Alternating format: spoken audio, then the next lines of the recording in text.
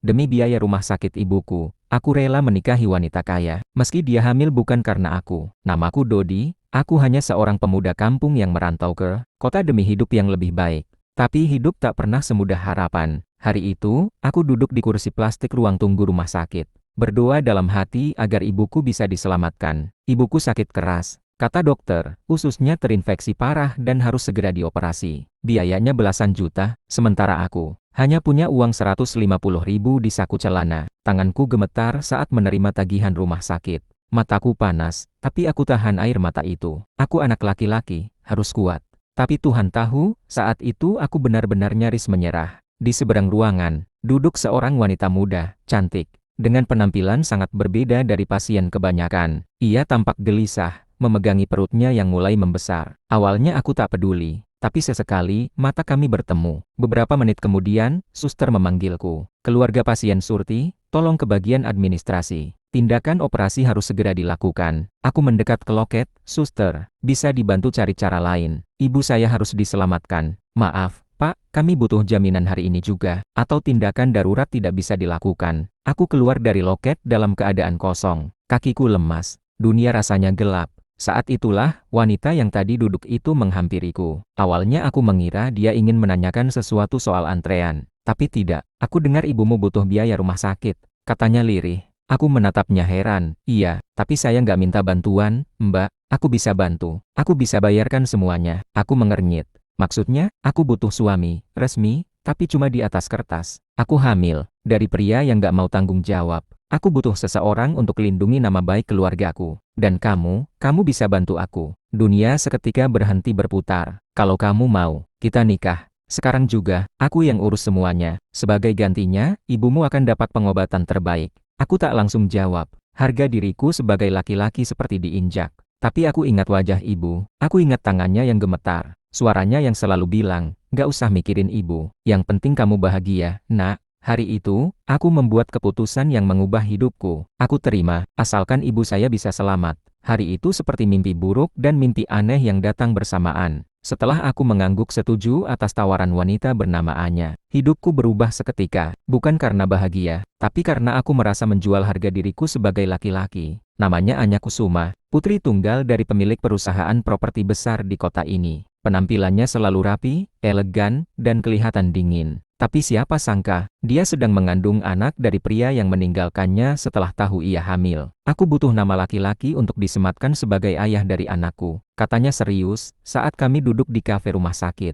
Ayahku akan marah besar kalau tahu siapa yang menghamiliku. Tapi kalau aku menikah duluan sebelum perutku terlalu besar, nama keluarga kami akan tetap aman. Aku hanya diam, tak tahu harus bicara apa. Aku janji. Semua ini hanya sementara. Setelah anak ini lahir dan semua reda, kita bisa bercerai. Kamu akan dapat kompensasi yang lebih dari cukup. Tapi yang paling penting, ibumu akan dapat pengobatan terbaik. Aku menatap mata Anya dalam-dalam. Ia tidak sedang main-main. Ini bukan sandiwara sinetron. Ini nyata, dan aku ada di dalamnya. Aku cuma tukang ojek. Kamu yakin milih aku? Tanyaku pelan. Aku nggak butuh lelaki kaya atau tampan. Aku cuma butuh nama. Dan kamu orang asing. Nggak akan banyak tanya dan nggak akan ribet nantinya. Jawaban itu jujur, tapi menohok.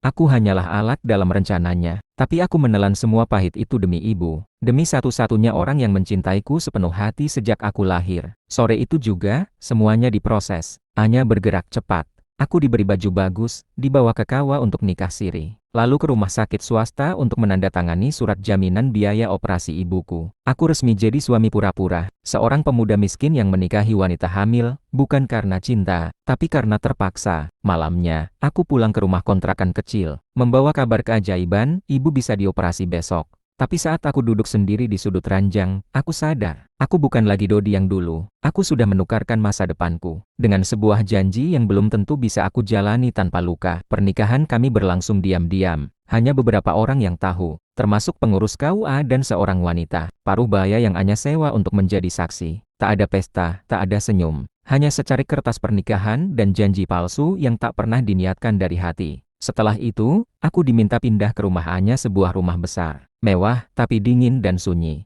Sejak hari pertama aku masuk ke sana, aku tahu betul, tempat itu bukan rumahku. Aku hanya tamu, atau lebih tepatnya, boneka hidup dalam sandiwara bernama cinta palsu. Keesokan harinya, aku dikenalkan kepada orang tuanya sebagai suami yang baru mereka tahu ada. Ibunya memandangku dari ujung kaki hingga ujung rambut, lalu mendesis, "Dari semua pria yang bisa kau pilih, kenapa justru ini?" Ayahnya tak berkata apa-apa, tapi tatapannya cukup untuk menusukku dalam-dalam campuran marah, kecewa, dan jijik. Sejak saat itu, aku tahu, mereka menganggapku hanya sebagai penumpang gelap di kapal keluarga mereka. Setiap hari aku lewat di depan Art dan sopir rumah. Mereka berbisik, lalu tertawa kecil. Entah apa yang mereka bicarakan, tapi aku tahu mereka pasti sedang membicarakanku. Mungkin menebak berapa lama aku akan bertahan sebelum akhirnya terusir. Tapi aku tetap di sana, diam, bertahan, karena setiap malam, aku menelepon rumah sakit, menanyakan kabar ibu. Operasinya berhasil, ia mulai pulih. Dan itu cukup untuk membuatku tetap tegak.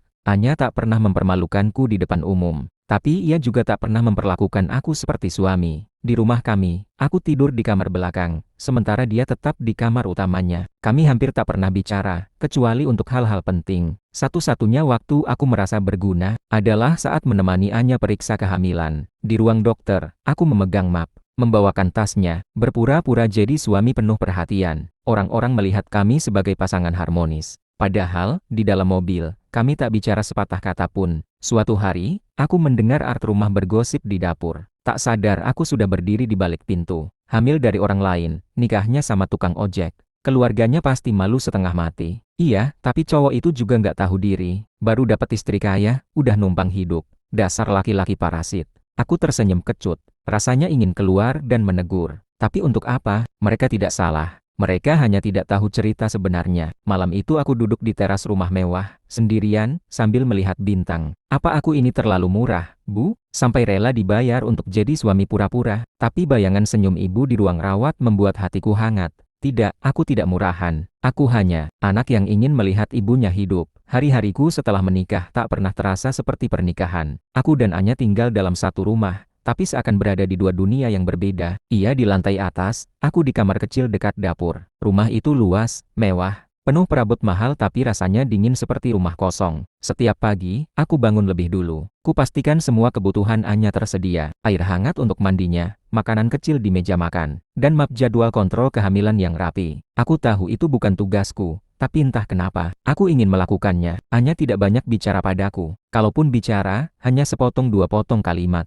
"Besok kita ke dokter. Saya nggak suka orang sentuh barang-barang pribadi saya. Jangan ikut campur urusan keluargaku." Aku hanya mengangguk. Aku bukan siapa-siapa, aku tahu diri. Suatu malam, aku mendengar suara tangisan tertahan dari kamar atas. Kupikir mungkin dia sedang menahan sakit kehamilan. Tapi saat ku dekati, pintunya terkunci. Aku hanya bisa berdiri di balik pintu dan berkata pelan, "Kalau butuh sesuatu, panggil aku. Aku nggak akan ganggu." Tak ada jawaban. Tapi esok paginya, aku menemukan secangkir teh yang sudah dingin di depan kamarku. Mungkin bukan dari Anya, tapi entah kenapa, aku ingin percaya itu darinya. Hari-hari berjalan datar. Aku keluar rumah hanya untuk menghindari tatapan sinis keluarga Anya yang kadang berkunjung. Aku kembali sore hari, memastikan rumah tetap bersih dan Anya tidak kesepian. Suatu siang, saat aku ingin keluar ke warung, aku melihat Anya sedang duduk di ruang tamu. Wajahnya pucat, tangannya memegangi perutnya. Aku refleks mendekat. "Kamu kenapa?" "Cuma kram ringan," jawabnya singkat, menunduk. Aku ragu memegangnya, takut ia tersinggung. Tapi aku mengambil bantal dan menyelipkannya di belakang punggungnya agar lebih nyaman. Ia menatapku. "Kali ini agak lama. Kenapa kamu masih di sini, Dodi?" Aku terdiam. "Karena aku belum bayar lunas semua kebaikanmu. Padahal kamu bisa saja pergi setelah ibumu sembuh. Tapi kamu masih di sini, kenapa?" Aku menarik napas. "Karena kamu butuh seseorang. Bukan suami palsu, tapi seseorang yang bisa jaga kamu saat kamu jatuh."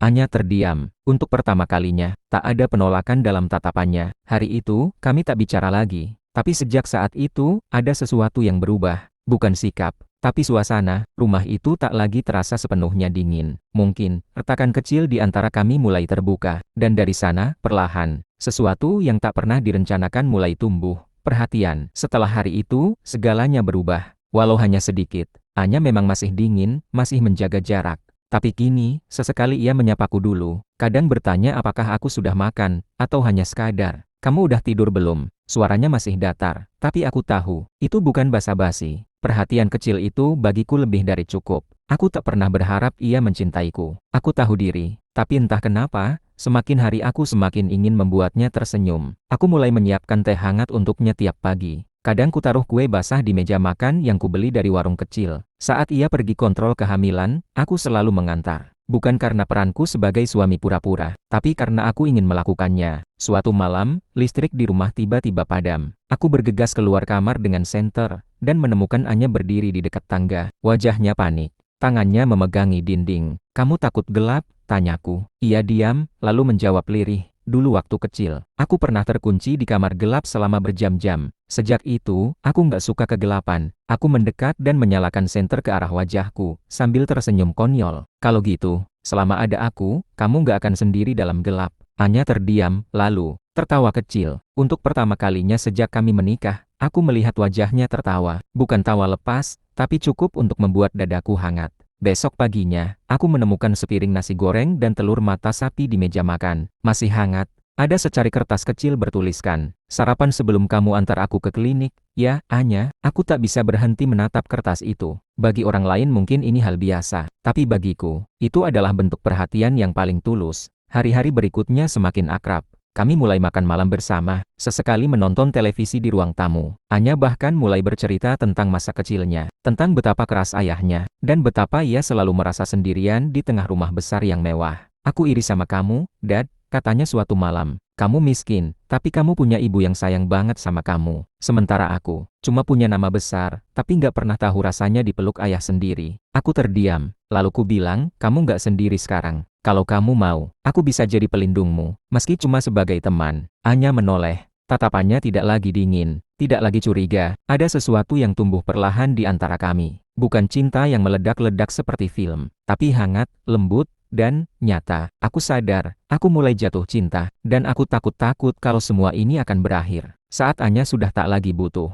suami pura-pura, tapi untuk saat ini, biarkan aku menikmati hari-hari bersamanya, meski mungkin cintaku harus tetap diam. Hari itu suasana rumah kami mendadak berubah. Pagi yang biasanya tenang, tiba-tiba riuh oleh suara klakson, mobil mewah dan langkah kaki cepat masuk ke halaman. Dari jendela, aku melihat seorang pria turun dari mobil berpenampilan rapi, gagah, dan penuh percaya diri. Ia langsung masuk tanpa izin, seolah rumah ini miliknya. "Anya," teriak pria itu. Aku langsung keluar dari kamar dan mendapati Anya berdiri membeku di ruang tamu. Wajahnya pucat. "Kenapa kamu kesini, Radit?" tanya Anya pelan. Radit, nama yang pernah dia sebut sekali pria yang meninggalkannya saat tahu ia hamil. Pria yang kini berdiri di depan kami, dengan tatapan penuh penyesalan dan niat merebut kembali apa yang sudah ia buang. "Aku datang buat minta maaf. Aku salah ninggalin kamu, tapi sekarang aku siap tanggung jawab. Kita bisa mulai lagi." Aku berdiri di sudut ruangan, diam. Aku tahu aku cuma suami kontrak. Tapi entah kenapa, ucapan Radit tadi seperti menampar hatiku. Anya menunduk, tak langsung menjawab. Radit terus bicara, membujuk, merayu, bahkan menawarkan rumah, mobil, dan kehidupan yang lebih layak untuk anak mereka nanti. Lalu, perlahan, Anya menatapku, matanya ragu. Dalam tatapan itu, aku tahu, ia sedang berdiri di antara dua pilihan, masa lalu yang ingin memperbaiki, dan aku laki-laki asing yang diam-diam mencintainya. Hari itu, aku pergi dari rumah, tanpa pamit. Aku butuh waktu, butuh jarak. Aku tak ingin jadi beban di hidupnya. Mungkin, saat ini adalah saatnya aku mundur. Mungkin tugas peranku sudah selesai. Aku menginap di kontrakan lama, tempat aku dulu tinggal bersama ibu. Kamar itu sempit, dingin, tapi anehnya, aku bisa bernapas di sana, bisa menangis, bisa jujur bahwa hatiku sudah terlalu dalam mencintai Anya. 3 hari aku menghilang, tak ada kabar dari siapapun. Sampai akhirnya, malam keempat, seseorang mengetuk pintu. Aku buka pelan, dan di sana berdiri Anya, dalam balutan jaket panjang, dengan mata sembab dan perut yang semakin membesar. "Kamu bodoh ya," katanya lirih. "Kamu pikir aku butuh Radit? Aku cuma butuh seseorang yang gak pernah pergi pas aku jatuh. Dan itu kamu, Dad." Aku terdiam, tenggorokanku tercekat. Anya menangis. "Kamu boleh gak cinta aku, tapi jangan pergi tanpa pamit. Itu lebih nyakitin dari apapun." Aku memeluknya, bukan karena kontrak, bukan karena kasihan, tapi karena aku tahu, aku nggak bisa hidup tanpanya lagi. Sejak malam itu, sejak Anya datang mengetuk pintu kontrakanku dengan mata sembab dan suara gemetar, semuanya berubah, bukan secara drastis, tapi cukup untuk membuatku merasa dibutuhkan, dan lebih dari itu, dihargai. Kami pulang ke rumah, tak ada kesepakatan baru, tak ada janji manis, tapi caranya menggenggam tanganku. Saat berjalan masuk rumah itu, sudah lebih dari cukup. Kami tak lagi berbicara soal peran, kami hanya menjalani hari Sebagai dua orang yang saling jaga, waktu berjalan cepat. Anya kini memasuki bulan terakhir kehamilan. Aku makin siaga. Setiap pagi aku bangun lebih dulu, memastikan semua aman. Dan setiap malam, aku duduk di depan pintu kamarnya, hanya untuk berjaga-jaga, kalau ia butuh bantuan. Sampai suatu malam, Anya berteriak dari dalam kamar. Aku panik. Kupaksa pintu terbuka. Ia terduduk di lantai, wajahnya menahan sakit. Air ketubanku pecah. Dodi, sakit. Aku takut. Aku tak banyak bicara, kupanggil taksi online, kupeluk tubuhnya sepanjang perjalanan. Kutenangkan ia dengan suara yang gemetar. Dan saat kami tiba di rumah sakit, para perawat segera membawa Anya ke ruang bersalin. Tapi sebelum pintu ruang bersalin tertutup, ia memanggil namaku. Dodi, jangan pergi ya, temenin aku sampai akhir. Itu pertama kalinya dia memintaku tinggal. Bukan karena kewajiban, tapi karena ia ingin aku ada. Di ruang bersalin, aku menggenggam tangannya erat. Napasnya terengah, peluh membasahi wajahnya, dan ia terus-menerus menggenggam bajuku sekuat tenaga, hingga akhirnya, terdengar suara yang paling menyentuh telingaku sepanjang hidup. Tangisan bayi. Anya menangis, aku juga. Aku belum pernah melihat keajaiban sedekat ini. Perawat meletakkan bayi mungil itu di pelukan Anya, dan Anya menoleh padaku sambil tersenyum lemah. Kenalkan, anak kita, Dad. Aku tercekat, anak kita. Dua kata sederhana, tapi artinya sangat besar. Aku tahu, darahnya bukan darahku. Tapi sejak pertama kali aku melihatnya menangis, sejak pertama kali aku menggenggam tangan kecilnya, aku tahu aku akan mencintai anak ini seperti darah dagingku sendiri. Hari itu, aku jadi ayah, bukan karena garis keturunan, tapi karena aku memilih untuk menjadi satu. Dan Anya, bukan lagi wanita kaya yang menikahiku karena kontrak. Ia kini adalah istriku, bukan di atas kertas, tapi di dalam hatiku. 3 bulan setelah kelahiran bayi itu, rumah yang dulu terasa dingin kini penuh suara tawa dan tangisan. Bayi kecil itu kami beri nama Rafa, nama yang berarti kekuatan. Karena lewat dia, kami belajar arti mencintai tanpa syarat. Anya menjadi ibu yang luar biasa, dan aku, yang awalnya hanya laki-laki pengganti, kini jadi laki-laki yang tak ingin pergi. Hari-hariku kini bukan lagi soal pura-pura, bukan soal kontrak, tapi soal bagaimana menjaga dua nyawa yang sudah menjadi hidupku. Suatu malam, saat Rafa tertidur di tengah-tengah kami, Anya menatapku dalam-dalam. Tanpa kata, ia mengambil tanganku dan meletakkannya di dadanya. Kamu tahu, Dodi, dulu aku pikir kamu cuma pelarian, laki-laki miskin yang kebetulan aku butuhkan. Tapi sekarang, aku sadar, kamu justru rumah paling aman yang pernah aku punya. Aku terdiam, ada rasa haru yang tak bisa kuucapkan. Ia melanjutkan, kalau dulu aku memilihmu karena terpaksa, sekarang aku memilihmu karena cinta. Air mataku jatuh. Terima kasih, karena kamu gak nyerah saat aku nyakitinmu. Karena kamu tinggal, waktu semua orang pergi. Anya bersandar di pundakku. Rumah itu tak lagi dingin, tak lagi sunyi. Kini, penuh cerita, dan aku tak lagi merasa seperti orang luar di hidupnya. Kami memutuskan untuk menikah ulang, bukan karena surat atau status, tapi karena kami ingin mengulang janji bukan dengan kata palsu, tapi dengan hati yang benar-benar memilih. Ibu pun sudah sembuh. Saat dia datang melihat cucunya untuk pertama kali, dia memeluk Anya lama sekali, sambil berbisik, terima kasih sudah mencintai anak saya, dan memberi dia tempat di hati kamu. Hari itu, aku sadar, aku mungkin tak punya harta, tak punya masa lalu yang mulus, tapi aku punya keluarga kecil yang lahir dari luka, bertahan dalam kesabaran, dan tumbuh dalam cinta yang sederhana. Dulu aku menikah demi menyelamatkan ibuku. Kini, aku mencintai wanita yang dulu kuanggap hanya bagian dari peran, bukan lagi kontrak, tapi cinta, yang kami pilih sendiri.